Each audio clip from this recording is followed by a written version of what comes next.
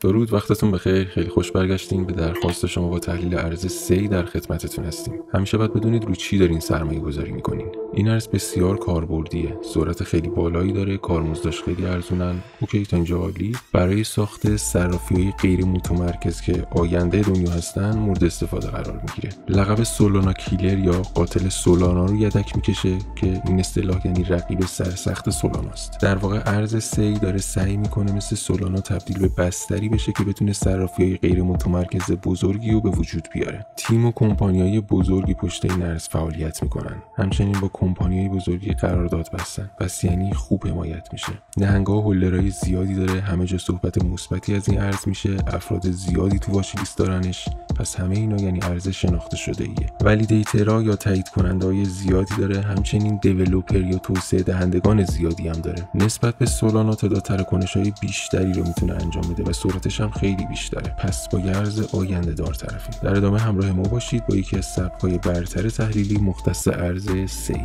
تو این کانال خبرهای مهم بازار، داده‌های آنچین و تحلیل ارزهای برتر بازار رو در سبک‌های مختلف براتون به اشتراک میذاریم.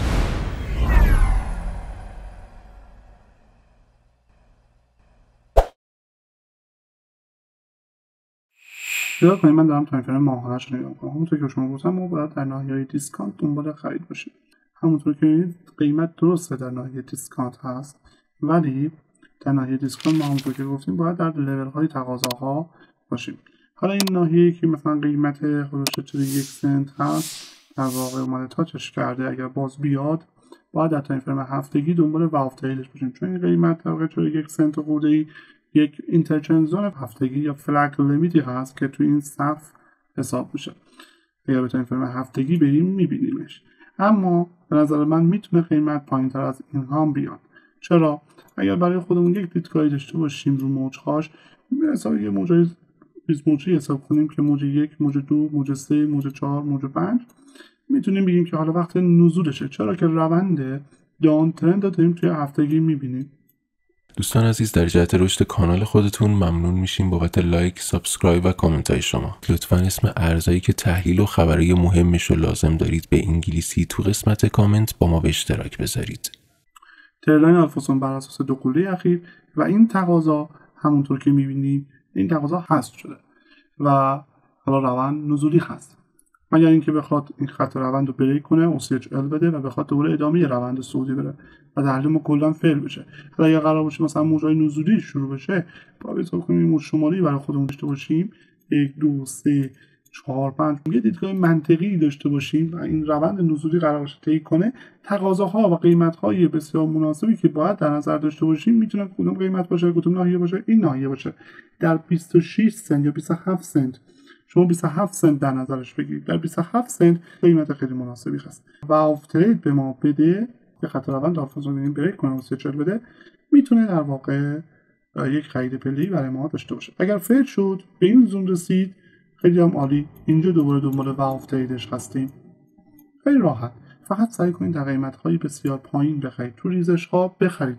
میدونم که میگید آقا این تو صعود ممکن اصلا ریزش نکنه و ادامه روند صعودی بره، یا موج‌های شما درست در نیاد، شما درست تحلیل نکنید، 100% 200% اصلا به شما سود بده. اوکی، اونم سود خیلی خوبیه، نمیگیم سود بدیه. خب ولی من خودم شخصا کسی هستم که بر اساس عرضه و تقاضا حساب که آقای آلفونسو مورونو در واقع خریدهای پله می‌ذاریم، چون در قیمت خیلی خوبی خریداری میشه و در قیمت بسیار مناسبی فروخته میشه. یعنی چی؟ یعنی اگر شما مثلا این زون جواب بده و بخواد به صعود خودش ادامه بده، شما اونجا 200% سود حساب می‌کردی، من اینجا مثلا برای شما نزدیک یه فیبوناچی لول هم حساب کنید 500-600% سود میده، چون تو قیمت پایین‌تری خریداری میشه و برای ما مهم نیست که تو قیمت بالاتری خریداری بشه، نه، چون سود زیاد خوبی به ما نمیده.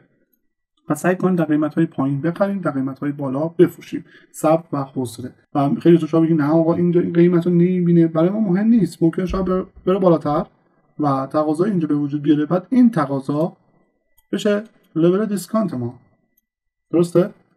و تو این قیمت باید دنبالش باشیم. تعصب و فومو رو بذارید کنار.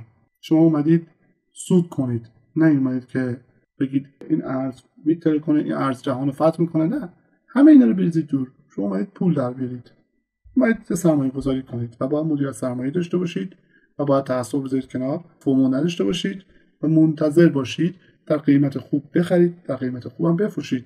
ممکنه قیمت این ارز بیاد اینجا و اینجا هم فیل کنه و شما برید تو ضرر.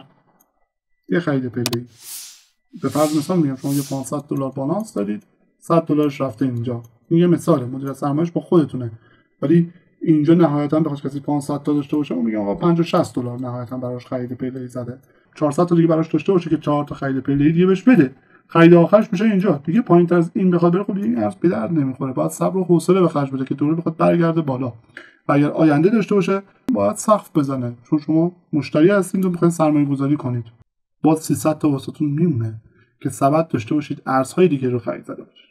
پس حواستون باشه در قیمت خوب بخرید، در قیمت خوب هم بفروشید. تعصب نداشته باشید. من دیدم دوستان تو کامنت ها تعصب دارن، نه این ارز نمیاد تا اینجا دیگه، عمره اینجا رو ببینه، یا بیت کوین عمره مثلا فرض بساز 30,000 رو ببینه. میدونید من یاد گذشته میندازه که یه سری میگفتن آقا بیت کوین رفت دیگه بالاتر از 100,000 تا، یکی میگفت 400,000 تا، یکی میگفت $1,000,000 و بعدش یه سری میگفتن $10,000. نه $10,000 نه اون 100,000 تا رو دید. اعتماد نکنید. تمام خدای نکرده پس انداز زندگیتون روی یک ارز نذارید. حالا من دیدم یه نگاهی میندازم راز ایچیموکو. اینجا یک قندیلی هست، احتمال تاچ شدنش هست، دیدگاه شخصی منه و باید تو قیمت‌های خیلی خوب دنبال خریدش باشید. علاوه بر طلای زمانی ایچیموکو، همونطور که گفتیم خرید پله‌ای دو بخش محاسبه کردیم، یه بخش اینجا، یه بخش هم اینجا.